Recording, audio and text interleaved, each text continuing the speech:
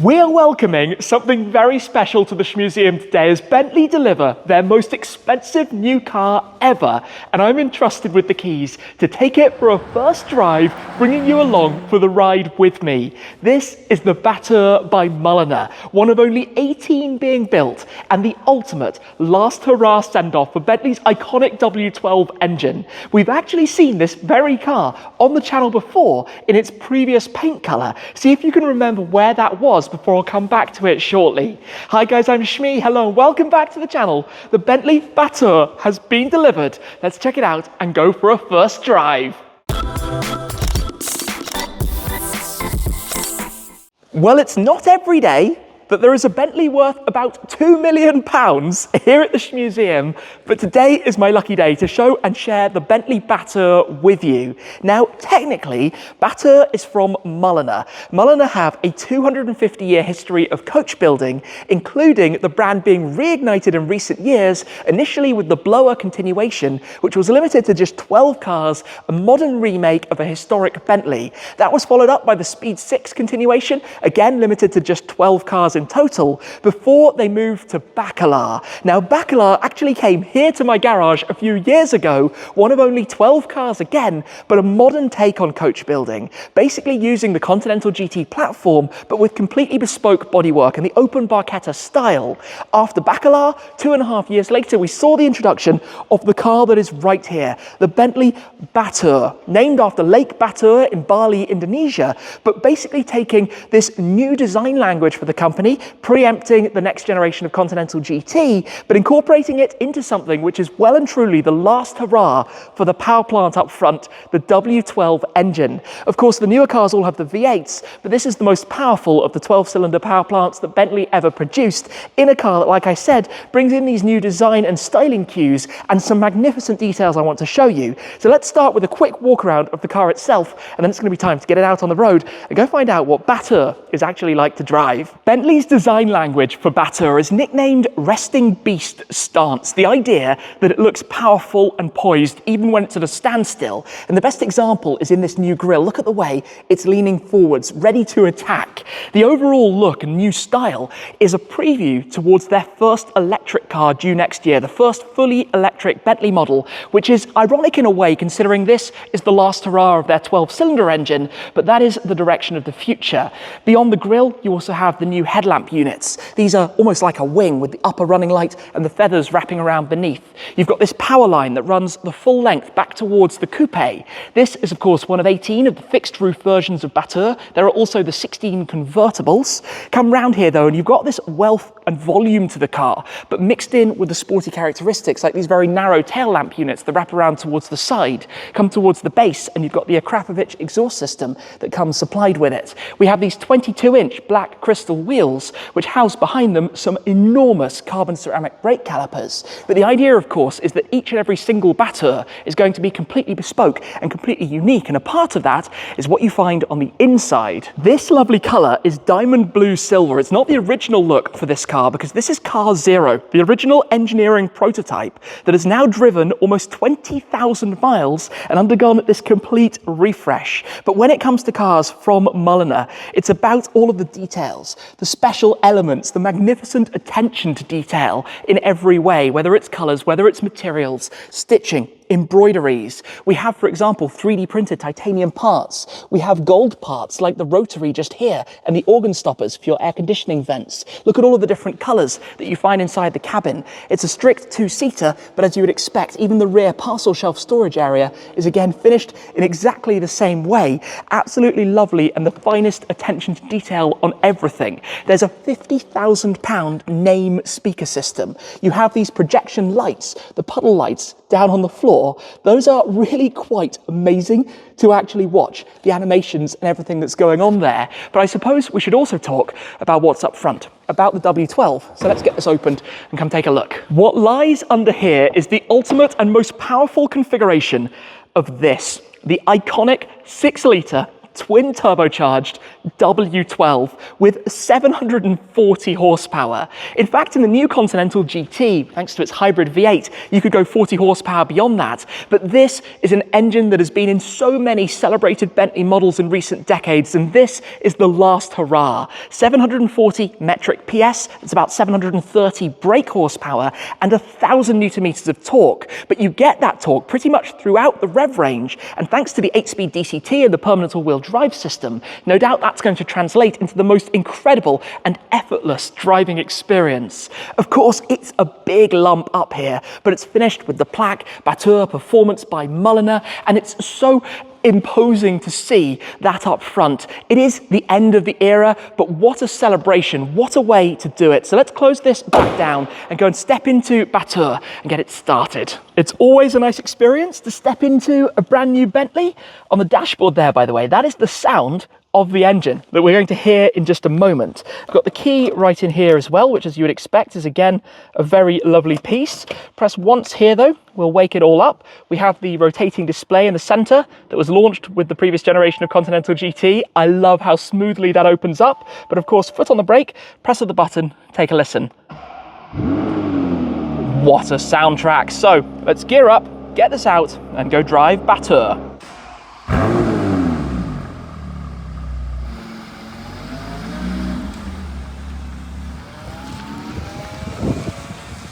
The first thing that I have to say, driving in the Bentley Batur, is, oh my days, this is lovely. Everything is so nice. The feel of turning the rotary for the different driving modes. The ride, it's a Bentley. You expect it to be at the very high end. It's probably more dynamic than you might think. It's a little bit firmer riding, a little bit more direct in terms of steering. It's definitely a very heavy car, I'm going to state the obvious, but it's so smooth and so quiet and so calm and just all round so nice. We're going to be heading towards some twistier roads to go and enjoy it, but just flowing through the countryside here. It's a typical British winter's day. The sun's back out now, but it's been raining. It just feels magnificent. I think that's the word to describe it. If I pop it out of Bentley mode, which is your default comfortable mode, into sport and enjoy turning that and just drop the gear for a moment, you get some very nice sounds from it. It's the W12, but it's also accompanied by the Akrapovic exhaust system, and I'm not sure how much of that is what you hear through some speakers maybe, and how much of that might be the actual exhaust, but what an engine. And it is so torquey and so effortless, as kind of expected. There's a lot of weight to the front end, but basically Bentley threw every bit of technology into this. So you have the 3-chamber air suspension, you have the 48-volt system, you have rear-wheel steering, basically every bit of tech except for a hybrid powertrain, which, if you ask me, in this case, is a good thing. This is the send-off to the W12. This is the end of the era of this engine. And immediately, it is just glorious.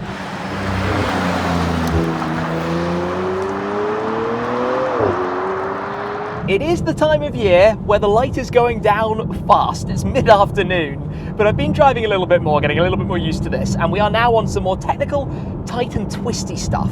I'll state the obvious, this car is a left-hand drive example of the Batur. You might have spotted that one, because of course, here in the UK, you would normally be driving a right-hand drive. But being car zero, it was literally the engineering prototype. It's done a lot of testing miles to iron everything out. It's been used as a media car at lots of different events, and of course for press drives as well. And it's a big thanks to Bentley for this opportunity. I'm going to state another thing about it though that's probably quite obvious. It's a fairly big, heavy thing. It weighs about 2.2 tons, around 2,200 kilos, and you're definitely very conscious of that. As we go down some of these bumpier roads, and I actually had a moment off camera where it was very bumpy, the entire car kind of shifts and moves around. Now, of course, that's the price you have to pay for all of this luxury, for all of the materials, the leathers, the feeling of all of the switchgear and everything that you have inside it that makes it so nice and enjoyable to actually be in. Now, I'm driving in the background still in manual and in sport, but when you rotate this, like I said, it feels so nice. You can go into comfort and things soften up a little bit. I'm going to pop it as well into drive, just let the gearbox do its thing, because you get all of this torque torque from the bottom of the rev range. You find it so easy and effortless to drive and just accelerate and deliver the power and to pull you away and just go and waft down the road, because at the end of the day, that's a big part of what a car like this is for, right? For wafting and for enjoying. Yes, at this price point, it's something you might be considering, because it is quite literally £1.65 million ex taxes. So add your VAT here in the UK and you're at £1.98 million. Add a few little options on top of that and you're very quickly going to have a car that starts with a 2, and it's 6 figures that follow that. It is a big, big price tag for this kind of thing, which in many ways you could argue is a Continental GT Speed under the skin, right? A W12 GT Speed. But it's about the future, about the design that is the direction Bentley are going. It's about the artistic side, the coach building feeling, the limited edition exclusive nature of it. One of only 18 cars being sold to customers of Batur in total. And as I'm sitting inside here, we've got a little bit of traffic, just a moment to take in more of the interior. It's all of the different areas and zones in terms of the stitching colours and the materials and the styling and the way it's presented in here, as it's a little bit busy on this bit of road. Let's see if we can squeeze on down. It's all sorts of chaos right now.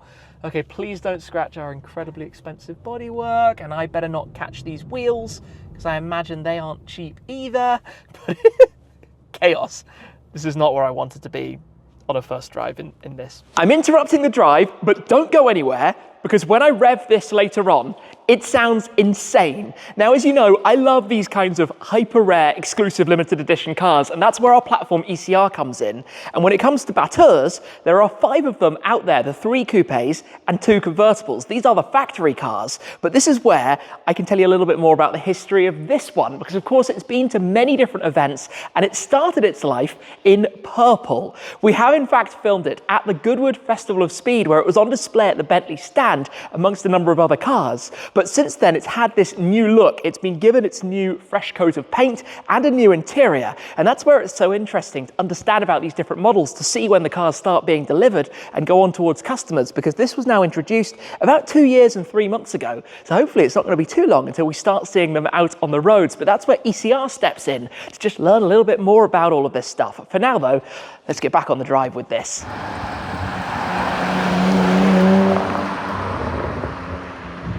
I have picked a really busy day to bring the Batur out for a drive. I can't believe how many cars are on the roads and how quickly it's getting dark. But I tell you what, that's where it just accelerates. It's not dramatic, it's not screaming, it's not shouting, there's not a whole load of engine sound. But the way it pulls you forwards, the torque is always the feeling of acceleration, right? You feel that it's just got this oomph that keeps on delivering and keeps on powering you forwards.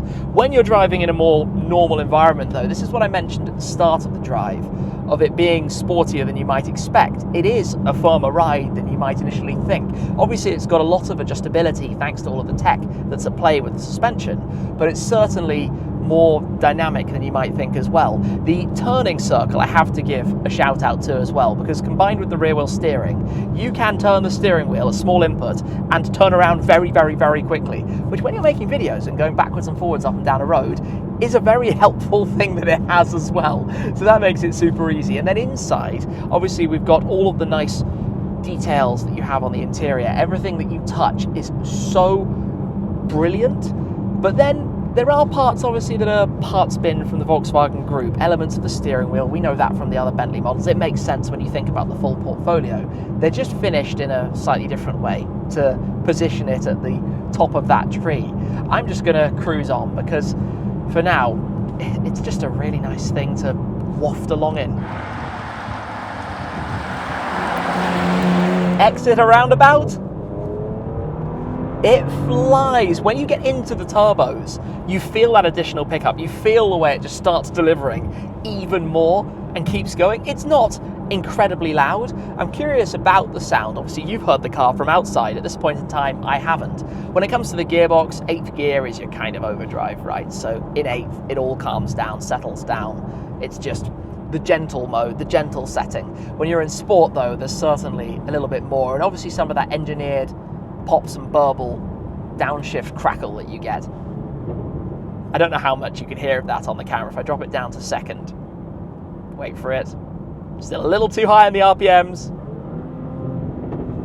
There's a whole load of banging, some kind of gunshots or fireworks behind us beneath the sound that we have from this kind of 2V6 configuration that they have from this engine, the W12. Can you believe W12s are basically no more? I think other people who see this on the road wouldn't realize that this is a particularly flamboyant car. It might just fit in with other Continental GTs, Flying Spurs, Bentegas, the cars that you see pretty much all over.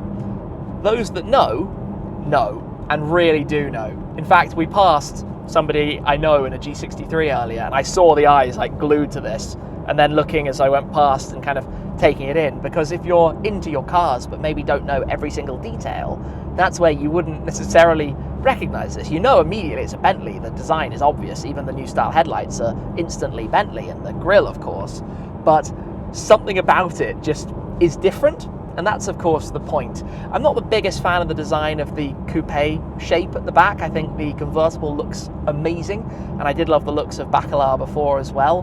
But obviously that's where it comes down to working with Bentley and having this opportunity to purchase something like this. They're all sold out before it's ever introduced to market, right? Everybody that buys one of these knew about it, had the deposit in, and had probably started already doing the specification before the rest of us even knew that the car was coming. But to be able to drive it, I have to give a hat off to Bentley for that opportunity, that they let the car get out there, that they let it be driven, that they let this be enjoyed and shared, because it would be very easy to stick it away in the museum and never see it. And I think it's awesome that these cars exist and that it's possible to do so. A big thanks to them for the opportunity, and I hope you guys are enjoying getting a bit of the experience and the feeling of what this is like. I'm always trying to do my best to share that with you through the camera.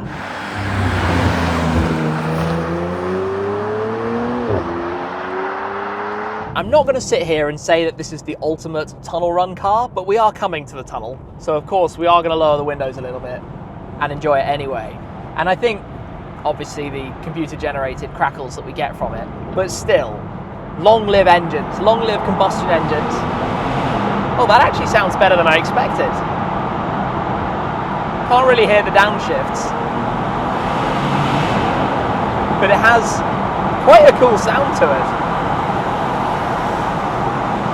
I'm sorry, you can't really hear very much of that, but I'm enjoying it.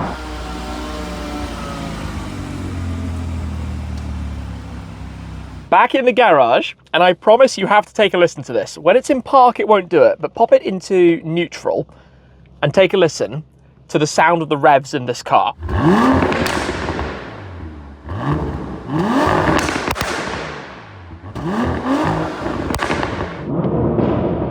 What an absolutely mad noise. I wasn't expecting that in the slightest. I mean, just look around this interior. It's so nice. The B here for the door pull, all the orange inserts and detailing, even the speaker grills, everything about it. I guess I should probably press P, stop it beeping away at me. As interiors go, this is about as good as it could get.